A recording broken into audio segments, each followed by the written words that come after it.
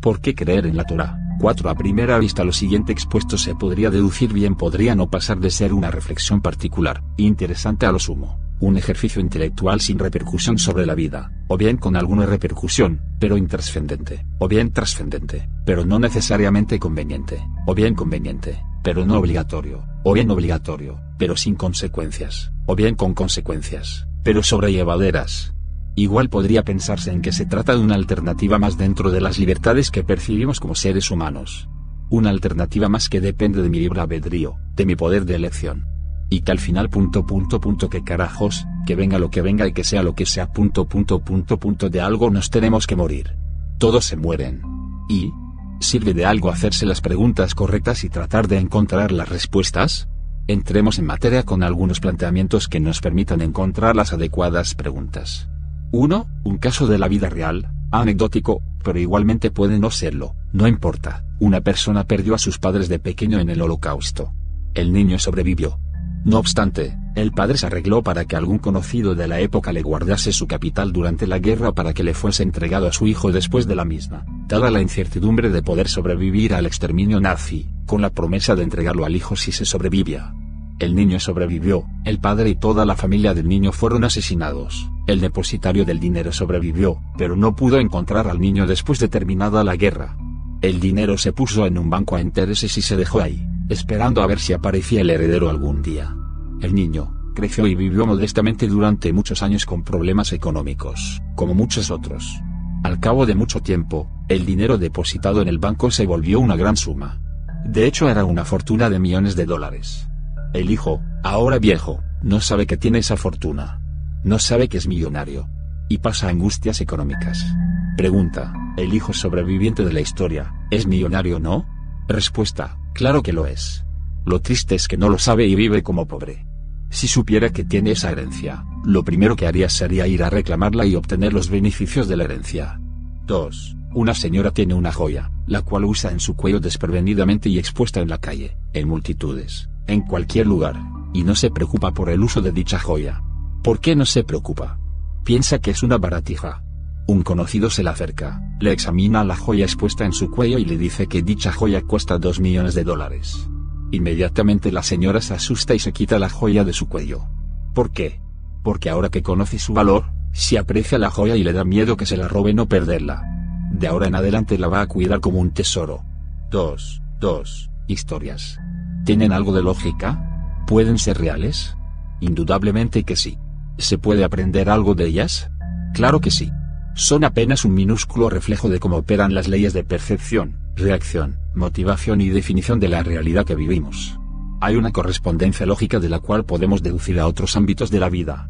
Por más románticos e idealistas que queramos ser, la realidad nos golpea de frente en la cara, y el hecho que no la entendamos, ni sepamos cuáles son los mecanismos por los cuales opera, no nos da la autoridad o derecho de hacer afirmaciones sobre la vida con propiedad como si fueran ciertas, como si fuéramos expertos y conocedores del tema.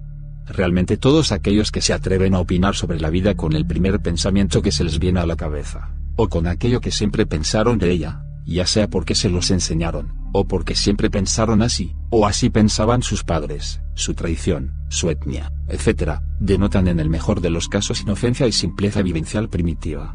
Apenas lo predecible para existencias predestinadas y sin arbitrio alguno, vidas carentes de espíritu vivificante, valga la redundancia, como cosa y no como sujeto, y en el peor de los casos denotan un alto grado de arrogancia, o de ignorancia, o de estupidez. De todas formas excusas no hay. Tenemos cerebro humano a diferencia de los animales. Aclaro que lo anterior no lo estoy queriendo expresar con el mismo espíritu que estoy criticando.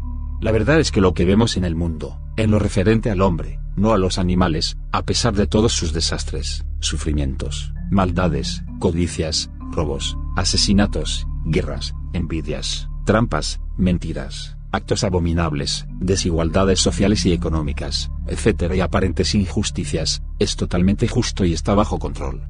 ¿Justo en qué? Antes de responder esta pregunta se deben primero redefinir muchos conceptos, si no todos, a los cuales estamos acostumbrados. Es decir, antes debemos redefinir el concepto de justicia. Será una labor ardua y larga. La verdad no es una quimera. Es una conquista. La más alta de todas. La realidad es que no todos somos iguales. Hay motivos para que esto sea así. Que no los conocernos es otra cosa. Hay historia que desconocemos. Es como si entrásemos a una película de 3 horas de duración, cuando faltan 2 minutos para que se acabe. ¿Podemos acaso, viendo solo 2 minutos de película, entender la película? Claro que no. Debemos preguntar a alguien que haya entrado desde el principio de la película que nos la cuente. De lo contrario, será pura imaginación, por consiguiente, nuestras conclusiones sobre la misma serán falsas, serán una mentira. Es igual de arrogante e ignorante pretender que se conoce algo, cuando en realidad sabemos de manera contundente e irrefutable que la historia, nuestro entorno y la realidad abarca infinitamente mucho más que nuestro insignificante mundo personal y su percepción. ¿Y entonces por qué yo me atrevo a decir lo que estoy diciendo? 3. Un niño pequeño se levanta a las 3 a.m., va al cuarto de su mamá y le dice: «Mami, tengo vómito, me duele el estómago mucho, no puedo respirar, tengo fiebre y me siento muy mal. ¿Qué hago?». Y la mamá le responde: «Mi amor, ve ahí al corredor, abre el botiquín de medicinas y tómate unos remedios para que te cures».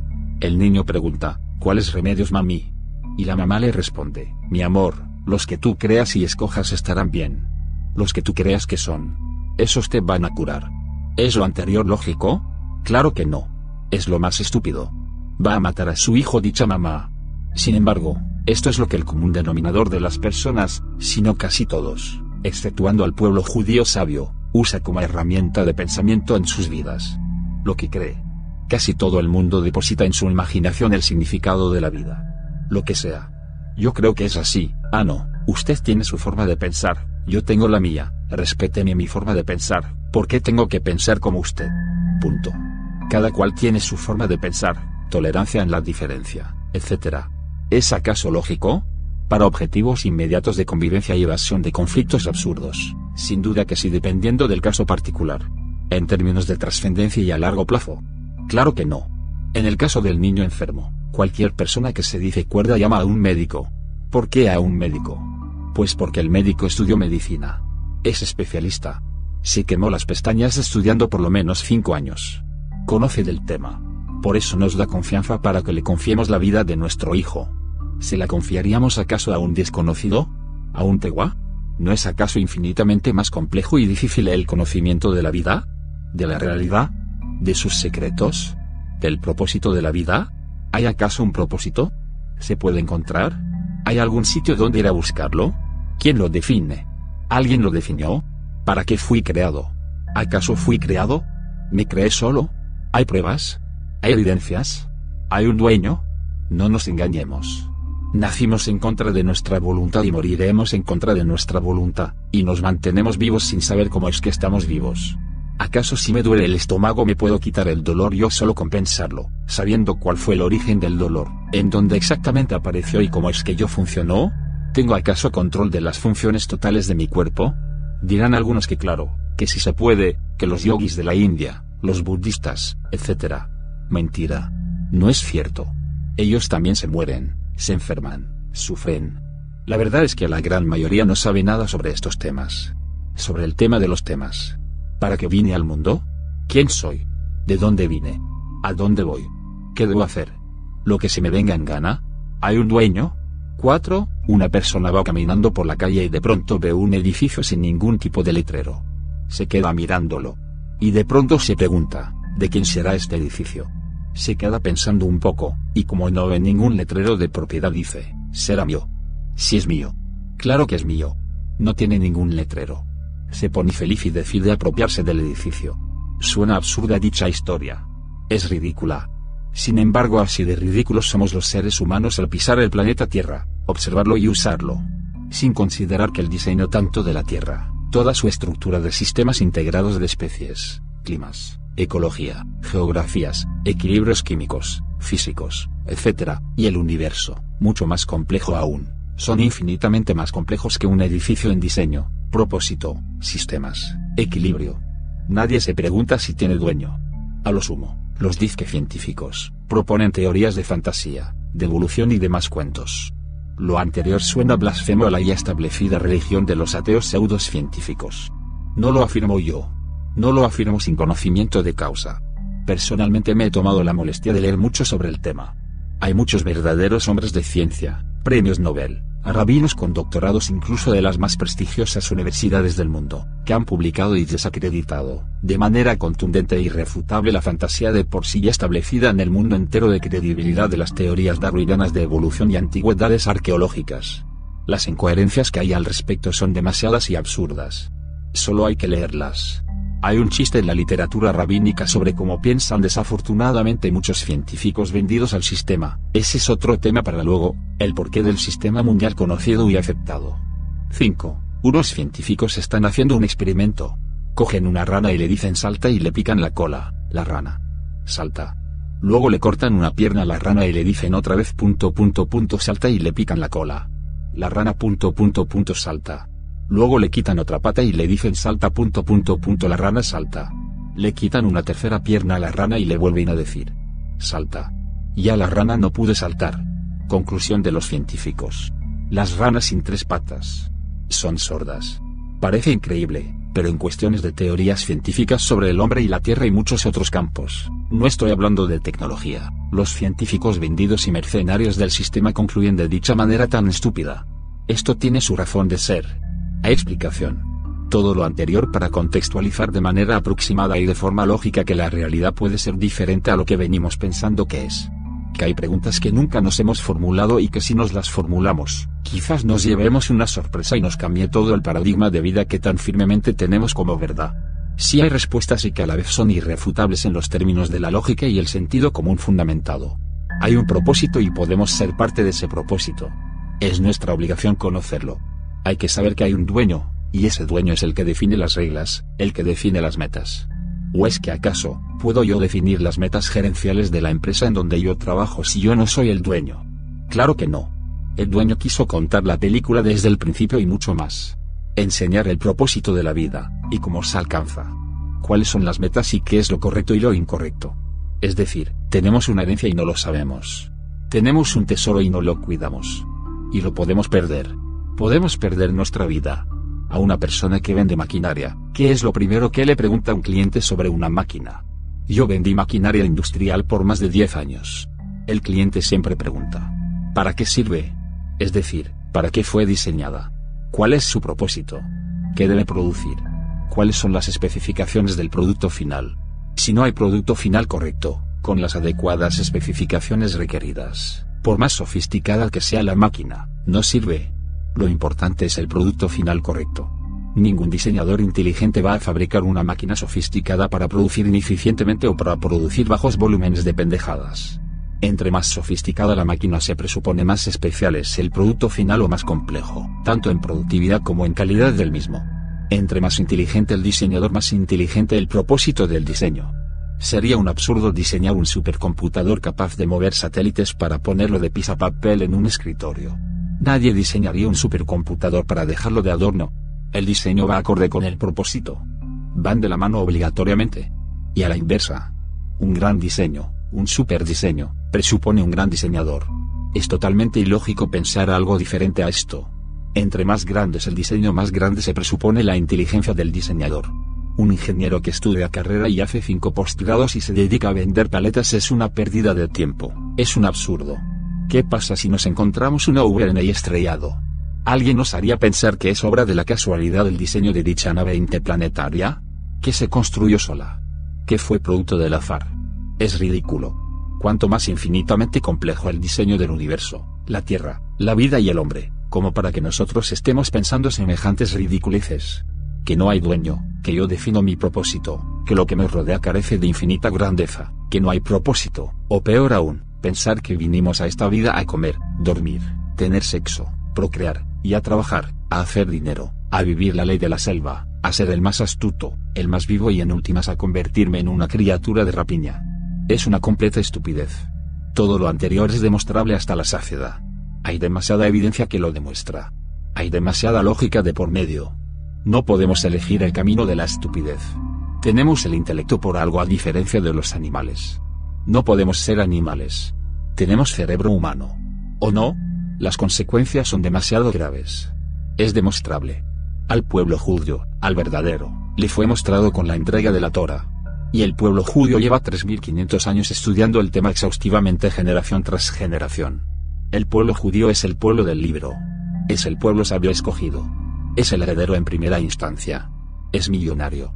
Tiene el tesoro. ¿Cuál tesoro? El tesoro de la Torá, la revelación directa del diseñador, del creador irrefutable, demostrable, evidente, el único, el verdadero, el dueño, el todopoderoso, el inconocible. El pueblo judío, a diferencia de cualquier otra civilización, lleva 3500 años construyendo un edificio de 3500 pisos de manera ininterrumpida, constante, especializándose en el tema, mucho más que un médico, que cualquier otra ciencia. Son los expertos, los únicos expertos en el tema de los temas. En la sabiduría única y verdadera. En aquella sabiduría que nos permite alcanzar la meta y saber hacia dónde dirigirse. No es lo que nosotros o cada cual se imagine. Eso es un absurdo demostrable. El pueblo judío es el único con autoridad para poder hablar con propiedad sobre el tema de la vida, y dicho sea de paso, sobre todo, porque todo está en la Torá, pues es el único con miles de postgrados de estudios al respecto. El legado intelectual del pueblo judío a partir de la Torá y el Talmud es impresionante. Lo que pasa es que el que no sabe es como el que no ve. El mundo no conoce lo que el pueblo judío verdadero ha producido, ni reconoce su legado que se ve por todos lados. Es demasiado lo que hay en esta herencia. No importa en qué etapa de nuestras vidas nos encontremos. Hay que ir a cobrarla. Y debe también ser parte de las naciones. Falta mucha más información para que todas estas palabras que escribo tomen su verdadero valor. Es apenas una introducción. Para cada pregunta hay una respuesta. Toma tiempo y esfuerzo. Pero lo más importante es la pregunta. ¿Un viaje se planea? Claro que sí. Se define el lugar, su ubicación, se calcula el tiempo de viaje, se definen los recursos para llegar, se define el propósito del viaje, se averigua sobre el lugar al que se va, se llevan recursos para la estadía, se planea un itinerario, se fijan fechas, etc. Si lo anterior es irrefutablemente lógico y conveniente, ¿por qué es tan difícil usar esta lógica para analizar la importancia de la vida? ¿Por qué vinimos aquí a vivir? ¿Tengo responsabilidad en este asunto? Claro, hay filosofías que plantean el camino de la incertidumbre. Como aquel que coge su mochila al hombro y se va de viaje sin planear nada. A donde el camino me lleve. Caminante no hay camino. Se hace camino al andar, dice la canción. Y lo cierto es que este enunciado es totalmente cierto y también totalmente falso. Esto por supuesto no se entiende así no más. Interesante preguntarse si somos habitantes del planeta Tierra o simplemente pasajeros. Hay una gran diferencia entre las dos definiciones. Y si se alcanza a percibir dicha diferencia, se dará uno cuenta que aquel que emprendió el viaje con únicamente los recursos del viaje y no prevé nada para cuando se baje del vehículo que lo lleva a su destino, para cuando llegue puede enfrentar una penosa situación. ¿Qué pasa con aquel que llega a una ciudad desconocida sin un peso y sin comida, sin saber a dónde va a dormir? ¿Qué va a hacer? Alguien puede argumentar como respuesta que la aventura es una alternativa atractiva. ¿Es esto cierto? Depende que tan lejos sea el viaje, que tan diferente sea el destino al cual nos dirigimos. Entre más lejos y más diferente a lo conocido, las probabilidades de que le vaya bien a uno como aventurero disminuyen. ¿Y qué pasaría si el destino es algo totalmente diferente a lo que nosotros conocemos? Es tan lejos que no tiene posibilidad de regreso y adicionalmente tiene prerequisitos de entrada, ejemplo una visa. Definitivamente la aventura se convierte en un gran problema sin solución si no se va preparado. Bueno, la Torá advierte de forma contundente que los seres humanos no somos habitantes del planeta sino pasajeros. Si esto es cierto y la reflexión anterior tiene su correspondencia en los propósitos relevantes y verdaderos de la vida, el no considerar el asunto del viaje de nuestra vida va a convertirse en una verdadera pesadilla cuando tengamos que desembarcar del vehículo en donde estamos. Nos vamos a llevar una desagradable sorpresa. La pregunta obligada que cualquiera haría para refutar lo anterior sería, ¿y usted cómo me comprueba que dicha analogía es cierta? ¿Cómo me demuestra que su metodología de correspondencias de ejemplos lógicos de la actividad humana se aplican a realidades más altas y espirituales? ¿Cómo me comprueba que dichas realidades de mayor trascendencia y espirituales existen? Importantísimo es responder esas preguntas. Y ese es precisamente el objetivo del estudio de la Torá. Dar respuesta a esas preguntas de manera contundente e irrefutable. Conocer dichas respuestas son las que diferencian a los sabios de los ignorantes, las que definirán el destino de cada uno en el momento de la verdad. En el momento que terminemos el viaje y tengamos que bajarnos del vehículo en donde viajamos, nuestro cuerpo. Ese momento va a llegar para todos y cada uno de nosotros. Ya sea que lo queramos o no. Por eso es vital anticiparlo y prepararse para dicho momento. A manera de correspondencia nuevamente, basta solo con echar un vistazo a lo que se ve en el mundo, y nosotros lo podemos ver. Es más, tenemos la obligación y la necesidad de verlo. Todo tiene su precio. Todos pagamos las consecuencias de nuestras acciones, ya sea a corto o largo plazo, ya sea que otros lo vean o no, ya sea que nosotros le veamos o no, ya sea en esta vida o en la otra, cualquiera que sea el significado de esta última frase. Cualquier actividad o empresa que el ser humano se proponga, requiere de planeación, requiere de una meta final y metas intermedias, de una ruta en principio predefinida, ajustable en algunos casos, requiere de medios y del concurso inteligente del hombre, de un esfuerzo, a veces de sacrificios, de preparación, de empeño, de análisis y estudios, etc. Realmente, nada es gratis, todo tiene su precio y su recompensa, tanto en lo material como en lo no material. Si lo anterior es cierto y evidente en nuestros ámbitos cotidianos de la vida como la conocernos en este ámbito que demostrablemente es intrascendente, y es intrascendente, como bien podría explicarse ampliamente, en primera instancia de forma contundente al observar el resultado final de nuestras vidas, de cualquier vida. ¿Qué resultado? La muerte. Entonces, ¿cómo pensar que lo anterior no es válido y lógico para ámbitos que sí son trascendentes? Sería absurdo sacar dicha conclusión. Si las realidades trascendentes hacen parte de nuestra existencia, cuánto más lógico debe ser que se le aplique la correspondencia y la importancia de la planeación y demás prerequisitos a dichas realidades o ámbitos. La pregunta obligada ahora sería, ¿si existen o no dichas realidades trascendentes? Respuesta, sí existen. ¿Se puede comprobar? Respuesta, sí. Ver, percibir, sentir, acceder y vivir estas realidades se logra exclusivamente mediante el conocimiento de la Torá. A manera de anticipo, todo lo hasta ahora planteado tiene su marco de evidencia y comprobación. Si hay como averiguar y comprobar la verdad. No es un camino especulativo, ni mucho menos imaginativo, ni subjetivo. La verdad siempre sí será una. Y se halla en la Torá. Si no se entiende todavía, tomémonos tiempo para avanzar. No se puede aprender medicina o ingeniería nuclear en una charla de 5 minutos. Nadie alega con reclamos absurdos cuando decide elegir una carrera universitaria de por lo menos 5 años para recibir su título profesional. Sería absurdo entrar a la primera clase en primer semestre y descalificar la carrera universitaria por no entenderla en 5 minutos o porque se le argumente que necesita al menos esos 5 años. ¿O sí? Lo escucho constantemente desde hace años. El absurdo siempre aparece. Me dicen con suficiencia y arrogancia, pero explíqueme en 2 minutos. Resuma. Concreto, si es inteligente lo podrá hacer, en la empresa no le darían más de 5 minutos, hágalo cual informe ejecutivo, time is money, etc. Este es el diagnóstico de la estupidez de todo el mundo. Y entre más idiota, más alto el sueldo. No caigamos en el error de descalificar a priori lo que no se conoce todavía. Por supuesto, siempre habrá que considerar la fuente o quien lo dice, quien marcó el camino. Es claro también que no se debe seguir a cualquiera, pero también es cierto que hay que avanzar y no quedarse estático.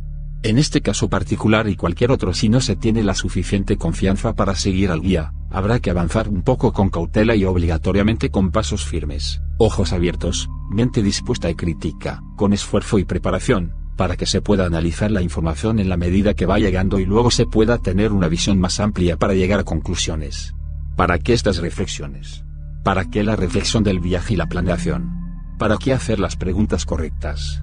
Respuesta, para poder concluir si hay o no consecuencias sobre nuestros actos en vida, y más importante aún, mucho más importante, para prever dichas consecuencias y saber sus implicaciones en el tiempo, en el futuro, para prever su alcance, hasta dónde van.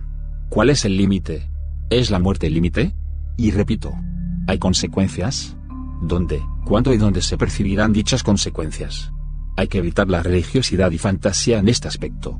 Dice el Talmud que a mayor inteligencia mayor dolor. Que a mayor inteligencia más se puede prever el futuro. No a manera de profecía o experiencia mística. Se trata de la capacidad mental de anticipar el futuro por medio del uso del intelecto tal que se puedan analizar en cadena las posibilidades de acción y reacción. Se trata de analizar las diferentes consecuencias de nuestros actos en nosotros y en nuestro entorno. Se trata de actuar sabiamente para evitar consecuencias dañinas o desastrosas. Esto es evidente en cualquier ejemplo de decisión humana. No se necesita ser muy inteligente para no pasar por una esquina en donde se ha visto con anterioridad que hay un perro que muerde a todo transeúnte que pasa por ahí. Solo un retrasado mental pasaría por dicha esquina, aún viendo las consecuencias inmediatas sobre quienes ya han pasado por ahí. Tenemos un cerebro que debemos usar obligatoriamente. Es un regalo infinitamente complejo y capaz. No podemos aceptar ajustarnos a la vivencia e intelecto animal justificados en la religiosidad ingenua e ignorante. No obstante, se demuestra con mucha facilidad como la gran mayoría de nosotros, de los seres humanos, actuamos como retrasados mentales sin pensar siquiera una pizca en las consecuencias. Y no obstante, hay una respuesta bastante compleja sobre por qué esto sucede. Hay que conocerla. Y para conocerla hay que abrir los ojos. Parece ridículo, pero también estamos ciegos, estamos hipnotizados, estamos esclavizados, encarcelados y no lo sabemos. Muy grave lo anterior. Tema demostrable de forma muy extensa. Aunque no por el momento aquí. Entre más inteligente la persona, más lejos verá en el futuro. Entre menos inteligencia, más simpleza y mayor error de percepción y accionar. Lo importante en resaltar aquí es: ¿qué es inteligencia? ¿A cuál inteligencia se refiere el Talmud? Hay que definir primero dicha inteligencia, y esta se desprende en principio por la misma definición del enunciado, prever el futuro, es decir, se refiere al uso del intelecto con el conocimiento de la sabiduría. ¿Cuál sabiduría? De nuevo, toca definir primero qué es sabiduría. Y de nuevo, esta definición se desprende del mismo enunciado inicial, prever el futuro con certeza, es decir, la sabiduría debe ser el conocimiento exacto y certero de la ley, de su funcionamiento, del conocimiento de lo correcto, del bien y del mal y sus consecuencias. Es claro que en este contexto, la inteligencia y la sabiduría son sinónimos y van en la misma dirección. No puede ser subjetiva, ni una habilidad o capacidad por sí misma. Y a manera inversa, a menor inteligencia, más despreocupación, más irresponsabilidad, mayor posibilidad de cometer errores, menos posibilidad de prever el futuro, menos posibilidad de alcanzar el objetivo, menos planeación, menores resultados positivos, menor bien y mayor mal, menos previsión, menos esfuerzo, menos dolor inicial y mayor dolor final, objetivos inmediatos, búsqueda de atajos, búsqueda de la facilidad, búsqueda de lo gratis, de lo regalado, búsqueda de la panacea, búsqueda de la conveniencia, de la justificación, mayor romanticismo, mayor fantasía, menos moralidad, menos ética, menos justicia, menos calidad, más cantidad, etc. Punto. Pero por sobre todo, menos percepción de la verdad y más inmersión en la mentira. El anterior párrafo solo menciona unos cuantos diagnósticos de posibilidad de características y comportamientos humanos asociados con el concepto de la falta de inteligencia. La lista es muchísimo más extensa. Cabe destacar, sin embargo, que cada uno de estos aspectos, tanto los mencionados, como los no mencionados, son susceptibles de profundos y exhaustivos análisis en el contexto señalado, el de la inteligencia, con el objeto de demostrar tanto lo enunciado como su importancia en la obtención del propósito de la vida. A manera de anticipo nuevamente, dichos análisis que se desprenden de la Torá se detallan en el Talmud y muchas otras obras del judaísmo relacionadas. A manera de anécdota, Jajamim, sabios del pueblo judío de Europa, previeron el Holocausto 30 años antes de que sucediera y diagnosticaron con exactitud el porqué de dicha previsión. Está documentado. ¿Y esto cómo lo relacionamos con nuestras vidas? Imaginemos a una persona en un auditorio lleno de personas en algún tipo de actividad. Siente de repente unos cólicos muy fuertes en el estómago, siente que tiene una diarrea incontenible. Tiene que salir corriendo de manera estrepitosa. Su amigo de al lado, lo ves salir en dicha condición, no sabe qué es lo que pasa y sale detrás de él, su amigo con diarrea. Las personas con las cuales compartían mesa al ver dos, corriendo, salen detrás de ellos. Piensan que algo grave pasó. Los de las mesas vecinas, al ver a un grupo de 10 personas corriendo, deciden también salir corriendo detrás de los 10. Finalmente el suceso se expande de igual manera a todo el auditorio, y lo que se ve es a una multitud corriendo detrás del primero, sin saber por qué. Piensan en una bomba, un atentado, cualquier cosa. El personaje llega al baño que se encontraba cruzando el campo de fútbol y cuando voltea hacia atrás ve la multitud que lo persigue. Él debe entrar al baño urgente. Luego la multitud se detiene y pregunta por qué estamos corriendo. La respuesta: fulanito tiene diarrea. Igual de ridícula es la carrera de la mayoría de nosotros en el mundo, detrás de quien estamos corriendo. ¿Quién nos marcó el camino? ¿Será igual de ridícula nuestra carrera? ¿Qué objetivo estamos persiguiendo? ¿Lo sabemos? ¿Es el nuestro? ¿Es el de otro? ¿Quién puso dicho objetivo? ¿Es confiable dicho personaje? ¿Qué nos vamos a encontrar al final? ¿Una diarrea? Pero aún más importante, ¿es lícito dicho propósito? ¿Está permitido? ¿Puedo seguir un camino que va por propiedad ajena? ¿Me puedo meter donde no puedo? ¿Me pueden meter a la cárcel? Igualmente importante. ¿Estoy pensando? ¿Estoy observando mi entorno y medio ambiente? ¿Estoy buscando la verdad? ¿Estoy tratando de entender? ¿O simplemente voy para donde van los demás sin preguntar? Si todos van para la cárcel, entonces yo también. ¿La pauta la marcan las mayorías? Algunos dirán que claro, la democracia, la verdad se da según la cantidad, según la mayoría. Si todos se vacunan, entonces yo también. ¿Estoy seguro de lo que hago? ¿En qué debo tener certezas o fe? ¿Sé para dónde voy? ¿Sé qué hay al final del camino? ¿Cuál camino? ¿Dónde termina el camino? No tener respuestas a estas preguntas es muy peligroso. De pronto me llevo una sorpresa, y no solo me voy a lamentar por la pérdida de tiempo, o de la vida, sino por las consecuencias de mi imprevisión y falta de interés por averiguar el por qué, para qué y para dónde de la carrera de mi vida. La Torá advierte que todo aquel que desprecia la sabiduría divina o de Dios, dada en la Torá, no recibe la misericordia divina, ni sus plegarias son escuchadas. No preocuparse por lo expuesto o no preocuparse por obtener la sabiduría esencial para la vida, no preguntarse lo lógico, lo va a descalificar a uno para obtener la visa de entrada a donde sea que nos dirijamos. El objetivo no lo definimos nosotros. El objetivo de la vida se encuentra, no se define, como promulgan todas las religiones o los motivadores de superación personal. ¿Cuáles deben ser sus metas? ¿Son diferentes para todo el mundo? ¿Son válidas? ¿Cualquier meta sirve? ¿Acaso quién define las metas de la empresa donde yo trabajo? Respuesta: el dueño. ¿Eso significa que entonces yo soy un prisionero del dueño? Respuesta: no. Depende de la ética y moral del dueño. ¿Qué pasa si yo me defino metas diferentes a las de mi empresa? ¿Empresa de donde obtengo el beneficio para mi vida? Respuesta: no cumplo el propósito del dueño y me echan del trabajo. ¿Es justo que me echen del trabajo en tales circunstancias? Respuesta: sí. ¿Puedo yo aspirar a suplantar al dueño y quedarme con su empresa o desacreditar o sabotear sus objetivos? Respuesta: no. Sería delito. ¿Tengo alternativas de trabajo en otras empresas para trabajar? Respuesta: en el ejemplo tal y como conocemos nuestra realidad, sí. Ahora, ¿se puede definir la creación, cosmos, universo, como una empresa? Respuesta: sí. La demostración requiere de algo de tiempo. Tampoco es que sea una tarea fatigosa y muy difícil. ¿Abarca la creación todo lo creado? Respuesta: sí. ¿Entonces hay otras empresas diferentes a la llamada creación? Respuesta: no. Bajo estas premisas, si el objetivo primordial de nuestra existencia está dado por el dueño, el creador en su empresa, su única empresa, ¿tengo alternativa de otro trabajo en otra empresa si no cumplo con los propósitos dados por el dueño? Respuesta: no. Bajo esta conclusión, no cumplir o quedarse sin trabajo es trágico. Obviamente que todo lo anterior es una manera simple e introductoria sobre lo fundamental de la existencia, y por complejo y desconocido que sean los misterios que subyacen por revelarse, aún así es lo primero y más importante por entender y asimilar. Precisamente de eso se trata la Torá. Advertirnos y enseñarnos cómo no perder el trabajo. Cumplir la meta. No mi meta. La meta que nos pusieron a todos.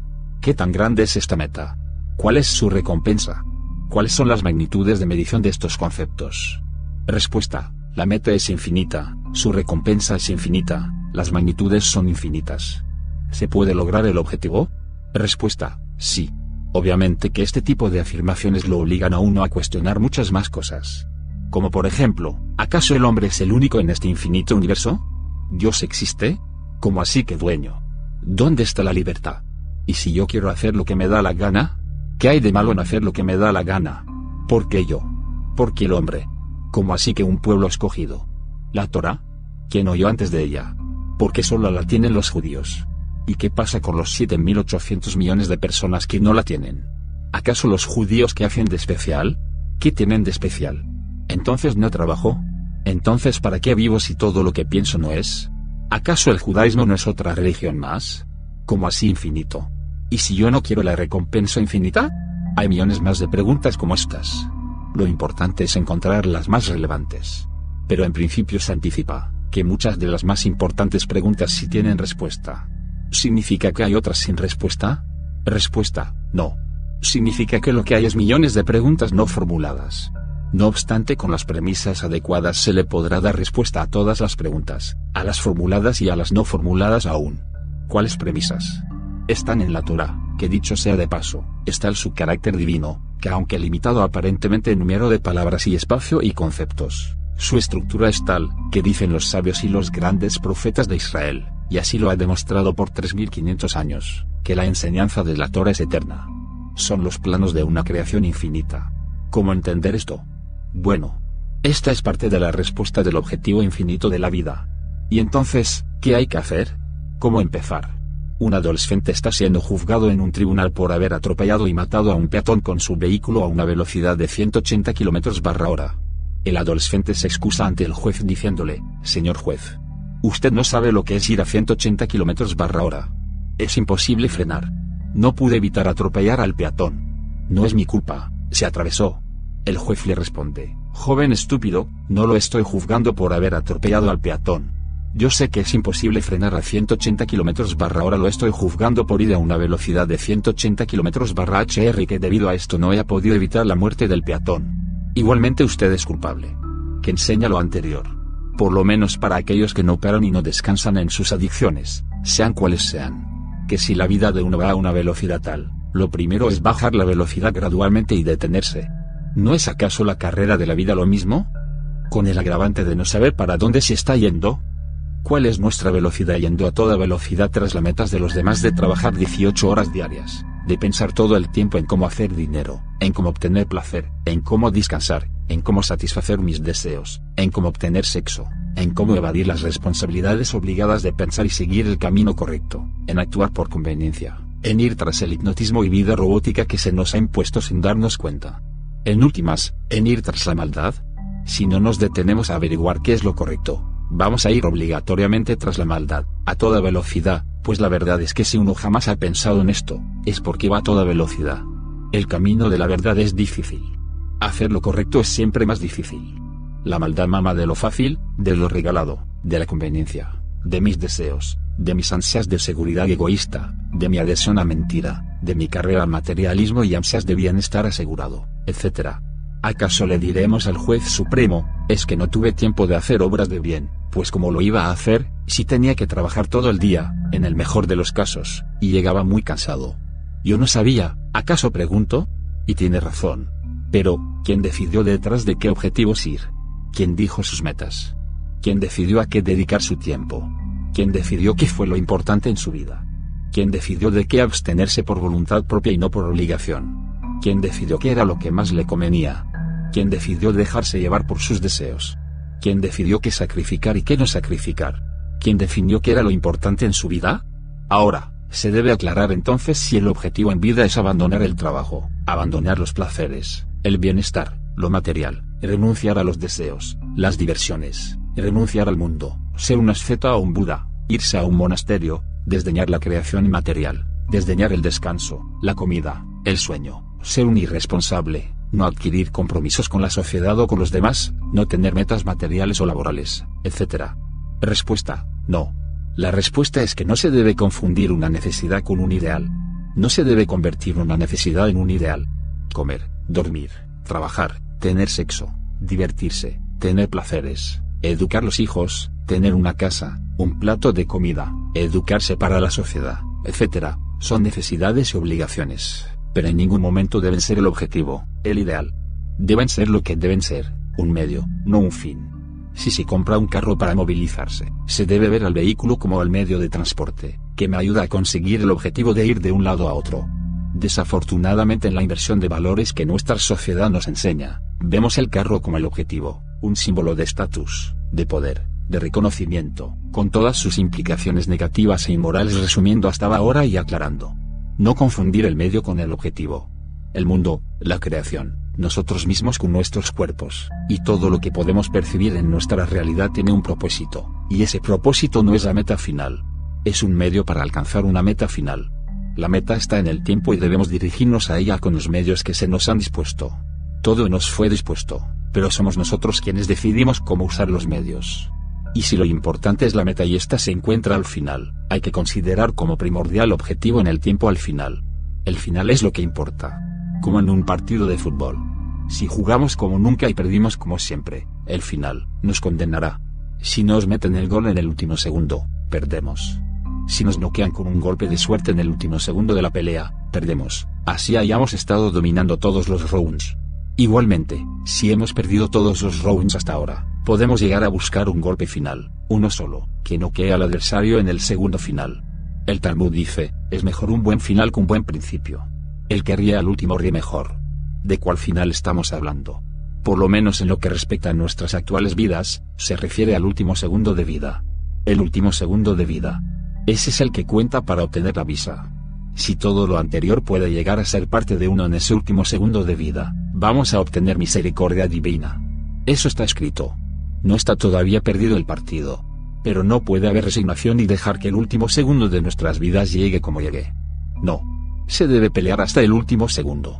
El problema es que no sabemos cómo será ese último segundo. Por eso la vida debe ser un entrenamiento para ese último segundo. Entre más entrenados estemos mejor, más vamos a aumentar las probabilidades de salir victoriosos. Lo anterior es referente a la visa. Cosa diferente es el equipaje y la preparación para la llegada al destino. Eso define lo que uno se lleva. ¿Y qué se lleva uno? Las obras de bien solamente y su rectificación alcanzada. ¿Y cuáles son las obras de bien y niveles de rectificación alcanzados? Ese es otro tema muy extenso. Davius Aportas.